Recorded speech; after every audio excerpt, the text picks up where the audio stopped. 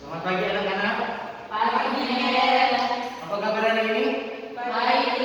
Ya, sebelum kita memulai proses belajar mengajar kita pada pagi hari ini, kita akan mengikuti protokol kesehatan yang dilakukan oleh pemerintah, yaitu 3M.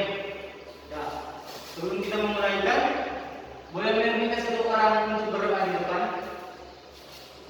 Safira Dejatonnya. Oh iya, silakan saudari Safira.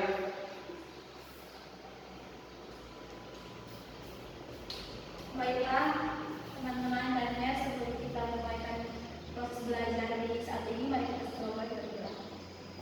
Selamat pagi Bapak, terima kasih banyak yang bersedia Tuhan kepada kami sehingga di pagi hari ini Tuhan kami boleh ada tempat ini untuk belajar mengajar. Kiranya Tuhan Yesus telah memberkati menuntun segala proses pembelajaran kami di pagi hari ini dari awal pertemuan hingga berjalan dengan baik. Terima kasih banyak Tuhan yang doa kami dalam nama Tuhan Yesus. Haleluya. Amin. Ya. Sebelum Ner mau mulai pembelajaran kita pada pagi hari ini, Ner mau mengambil absen. Lydia Jokowa, Hadir Mer. Reza Winokan, Hadir Mer. Safira Marhami, Hadir Mer. Admi Batudaka, Hadir Mer. Megi Nangoy. Hadir Mer. Ya, pembelajaran kita atau materi kita pada pagi hari ini yaitu bertumbuh dalam Kristus.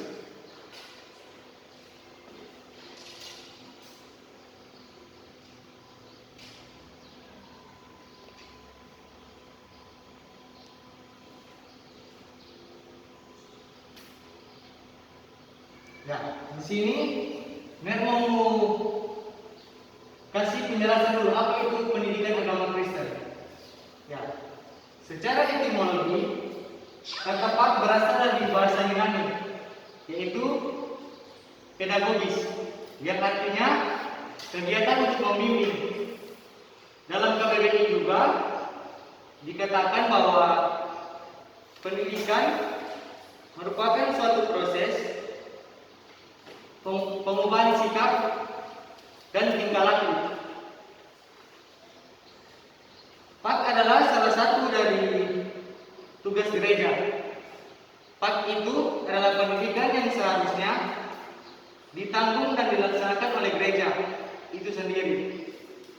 Pak tidak lain dan tidak bukan adalah suatu pemberian dan amanat Tuhan sendiri kepada jemaatnya. Nah, di sini benar masih berkaitan dengan pendidikan agama Kristen itu. Pendidikan agama Kristen juga diartikan pembukaan akal orang-orang percaya dan anak-anak mereka dengan firman Allah di bawah bimbingan Roh Kudus melalui sejumlah pengalaman, belajar dan dihasilkan gereja sehingga di dalam mereka dihasilkan pertumbuhan rohani yang berkesinambungan semakin mendalam melalui pengabdian diri kepada Allah Bapa Tuhan Yesus Kristus berupa tindakan kasih kepada sesamanya.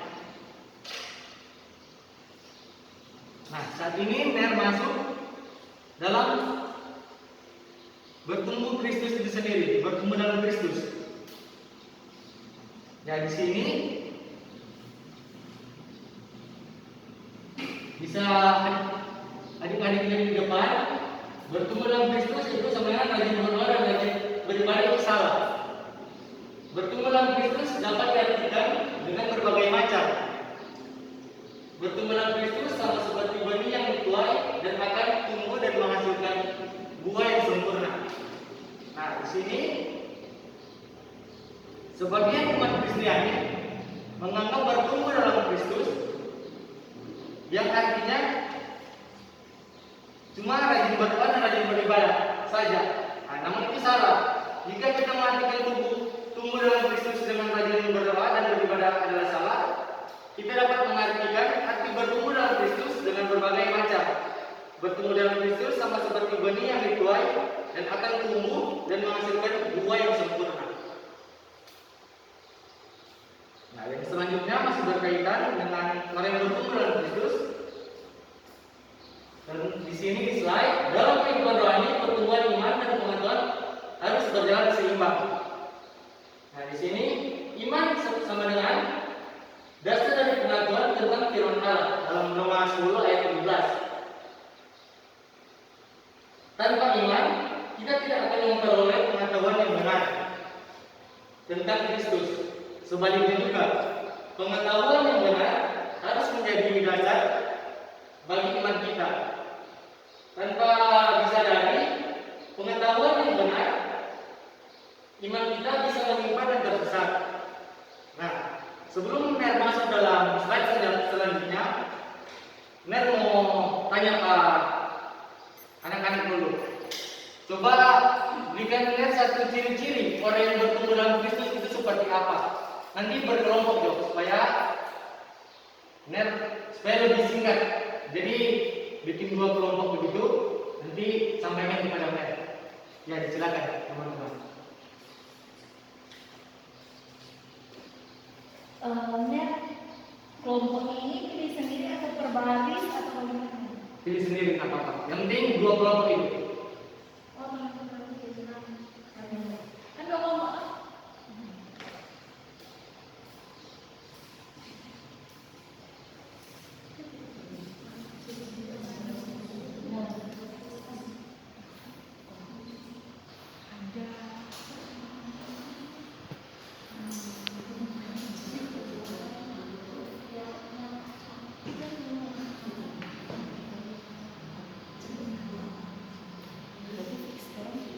Ya, dipersilakan. Dari mana? Ya, silakan. Jadi menurut kelompok kami Ner, ciri-ciri orang yang bertumbuh dalam Kristus itu adalah orang yang melakukan buah-buah roh dalam kehidupannya agar dia bisa menjadi seorang yang bertumbuh. Baik. Ya, kelompok selanjutnya. Baiklah, kalau dari kelompok kami, ciri-ciri bertumbuh dalam iman itu seperti jika kita tahu Yesus itu mengasihi, maka kita sebagai anak-anaknya juga bertumbuh dan kita juga harus mengasihi orang lain. Ya, terima kasih kepada adik-adik sudah berpartisipasi dalam proses belajar mengajar ini. Nah, di sini benar ambil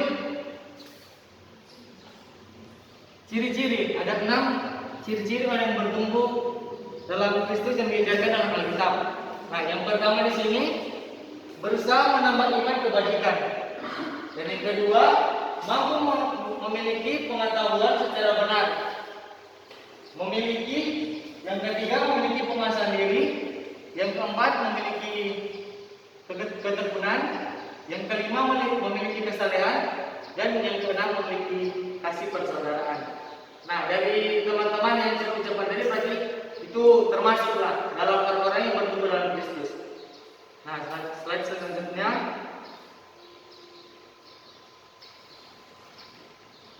Berakar dan bertumbuh dalam kasih karunia Allah dan pengenalan akan Kristus. Kita harus menjadi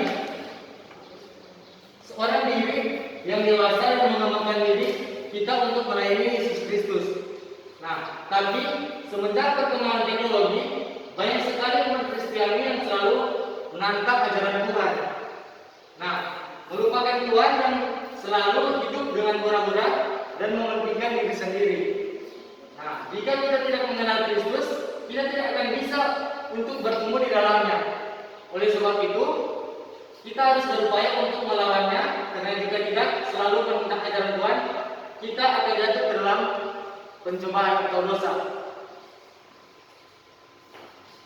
Yang selanjutnya, berakar dan bertumbuh dalam Kristus merupakan benih yang harus dituai dalam Kristus. Tidak ada benih, berarti pohon tidak bertumbuh. Nah, kita harus memulainya dari benih yang akan kita tuai. Oleh karena itu, kita harus menuaikan benih yang akan bisa bertumbuh menjadi pohon. Nah, Alkitab menjelaskan bahwa apa yang kita tuai itulah buahnya atau itulah upahnya bagi kita.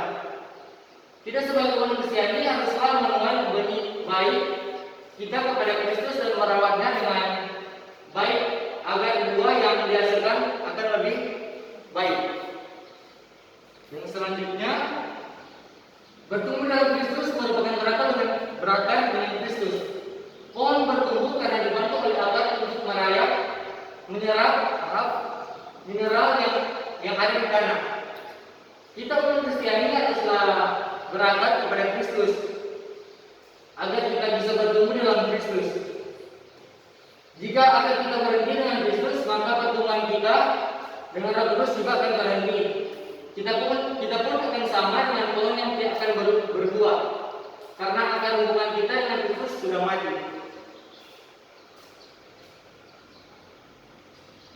Nah, di sini adalah tulisan Alkitab dalam Kolose 2 ayat 6 sampai 7 dan juga Efesus 4 ayat 13 sampai 16. Nah, di sini adik-adik bisa cari di situ dalam Alkitab. Nah, sebelum kita menutup pertemuan kita pada pagi hari ini, Ner akan memberikan tugas. Nanti tugasnya nanti di WhatsApp group tapi Ner akan baca di sini. Yang pertama itu menjelaskan arti dari bertumbuh dalam Kristus. Jelaskan pakai kata-kata adik-adik sendiri. Nah, itu yang pertama. Dan yang kedua, carilah sikap orang yang bertumbuh dalam Kristus yang diajarkan dalam Alkitab. Nah, nanti kalau kurang jelas, Anda akan kirim di WhatsApp group. Dan pertemuan kita pada hari ini sampai di sini. Jika ada yang kurang jelas, boleh bertanya. Jelas Ner. Jelas. Ya. Sebelum kita menutup pertemuan kita pada pagi hari ini, Ner kita satu persediaan lagi dari teman-teman untuk berdoa.